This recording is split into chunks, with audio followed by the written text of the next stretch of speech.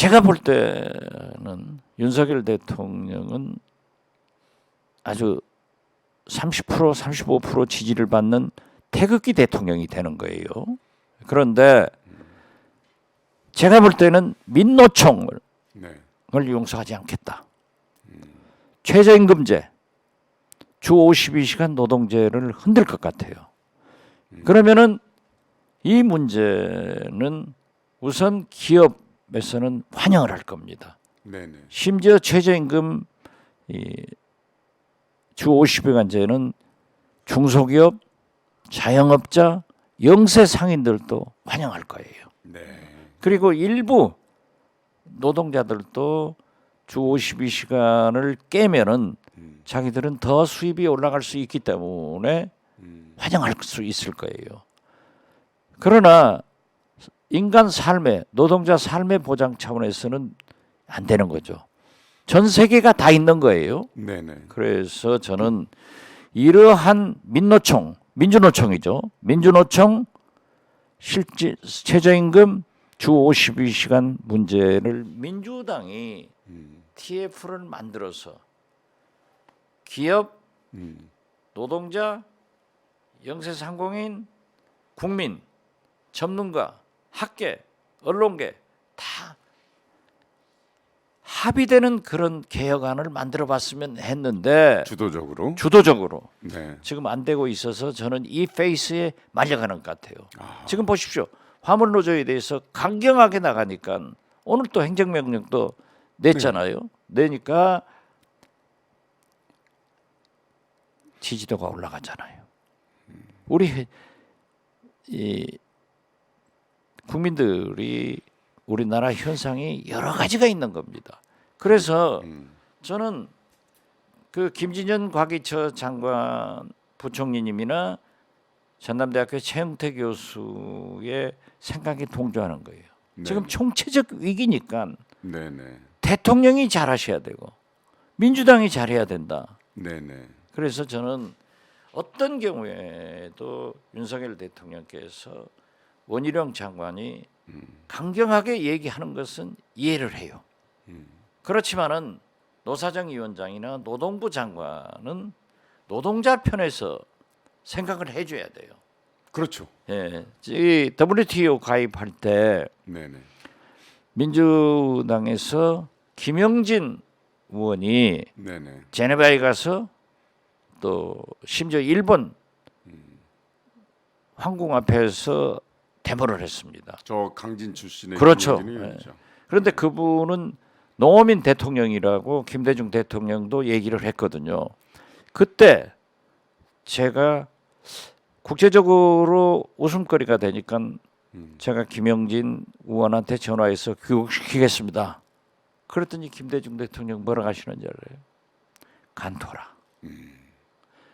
김영진 의원이라도 그 어려운 농어민 편에 서서 얘기를 해줘야 되지 않냐. 그렇게 해서 농어민들이 좀 달래고 이해할 수 있도록 하자. 이렇게 한 거예요. 그래서 저는 대통령께서는 저렇게 강하게 얘기는 하시면서도 한편으로는 노동자의 삶의 질도 화물연대의 그 어려움도 좀 이해를 하셔야 돼요. 레미콘 업자도 그러지만은 이 화물 연대 조합원들도 사실상 지입을 해서 자기 차를 가지고 차주이기도 하죠. 차주가 지금 사업자이면서 노동자인 거예요. 자기가 하나 해가지고. 그런데 지금 현재 하루에 20시간씩 뛰어야 살 수 있다고 합니다. 4시간 자면 많이 잔다는 거 아닙니까? 이건 문제 아니에요. 그럼 사고 나죠. 그러니까 실질 임금제를 해서 윤석열 대통령도 5개월간 인정을 했지 않냐고요. 그럼 여기서 출발해야지 무조건 때려 누르고 노동자만 양보해라. 그러나 저는 노동자들도 국민의 지지가 있어야 돼요. 국민 생활에 불편하거나 산업계에 너무 많은 출혈을 강조해서는 안 된다. 그러니까 대화로 타협해라. 그래서 조선 노조처럼 그렇게 협상과 대화 여기서 해야지 강대강으로 가면 안 된다. 아니, 그리고 더욱이 네. 또 그 북한 핵 공격하고 똑같이 비유할 때 비교하면은 비유해야죠. 그분들이 뭐예요? 빨갱이에요? 그러니까 그 저 대화 김정은 국민이에요? 그러니까 대화와 그분들은 협상으로 윤석열 끝내야 국민이에요. 되잖아요. 결국 대화와 협상으로 끝나야 그렇죠. 되잖아요. 그렇다면 그 분위기를 힘 있는 쪽에서 조성을 해줘야지 막다른 골목에 이미 범법자로 취급하고 몰아붙이면 저 사람들은 더 강경하게 모든 저항하는 걱정은 거니까.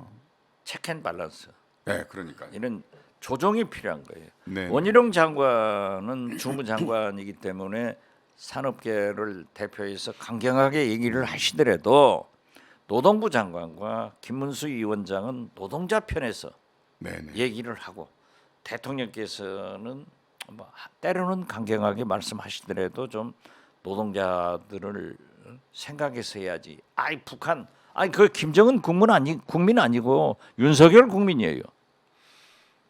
실장님 저 김어준 씨 잘 알죠? 잘 알죠. 뉴스 제가 공장에.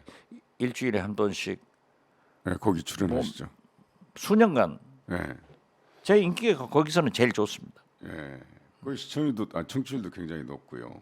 청취율이 제일 높고 제가 가면은 유튜브 그 실시간에 7만 명 이상이 들어오더라고요. 제가 거기에서 4년간 대표를 했는데요. 그때는 이명박근혜 정권이었습니다. 예.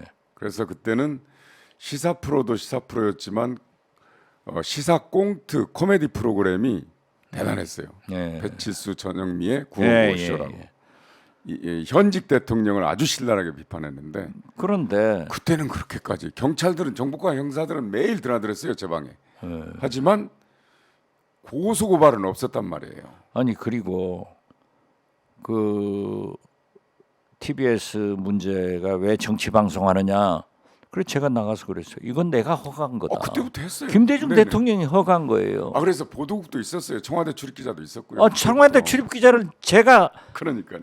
해줬다니까요. 예. 아니, 근데 그런데- 안 했다고 하니까 말이 안 되는 아니 거죠.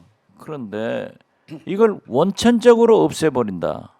12월 말까지 김어준 공장장이 어제 저녁에 신장개업 네네네. 나갔는데 거기도 운명을 같이 한대요. 아, 네.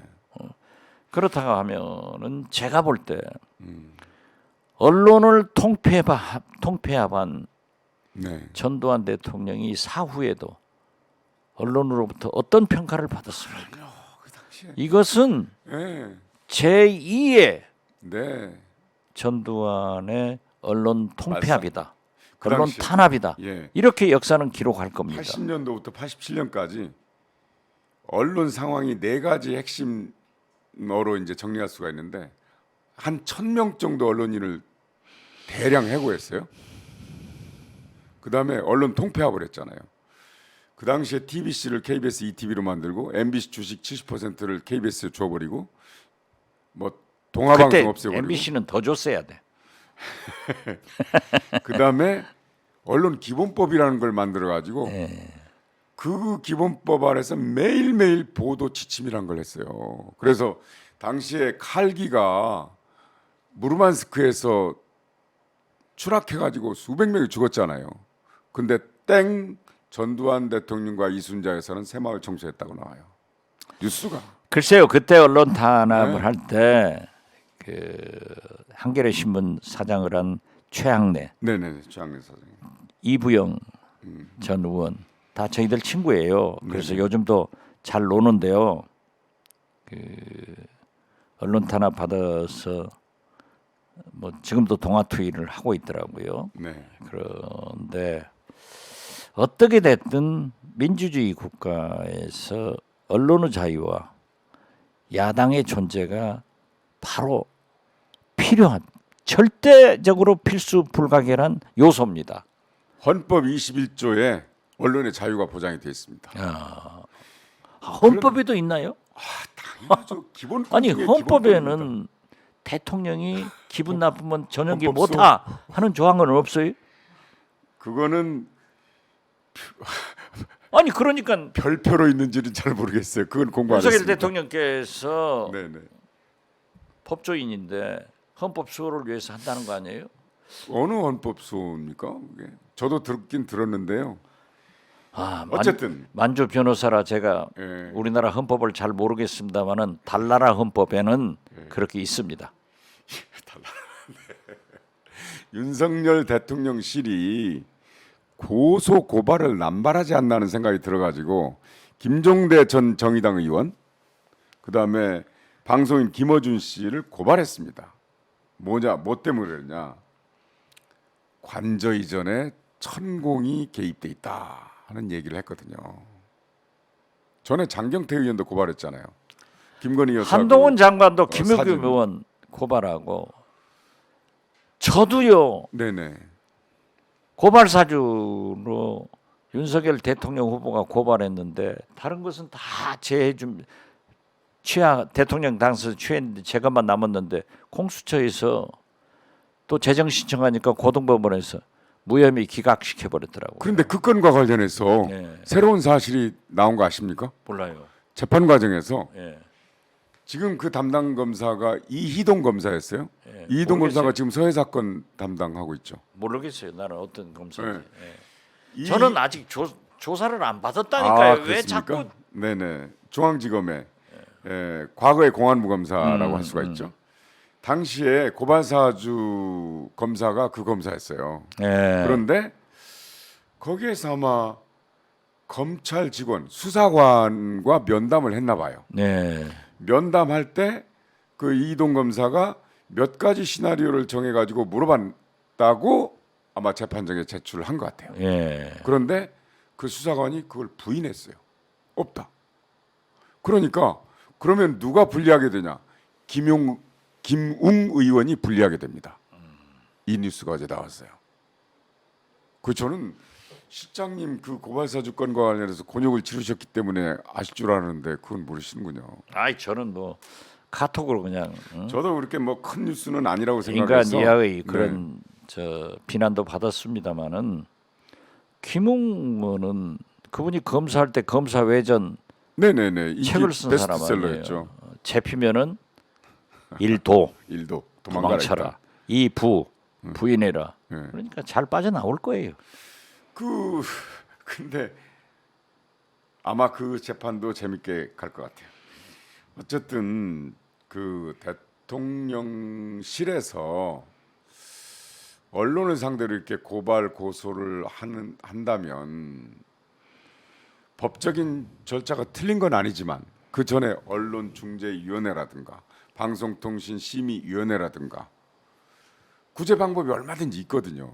그걸 건너뛰고 바로 고발 고소로 간다는 거는 글쎄 참 가짜 뉴스를 척결한다는 의미에서 대통령실이나 한동훈 장관 등이 그러한 일을 한 것 같은데 이것은 법치를 강조해서는 정치가 안 살아요.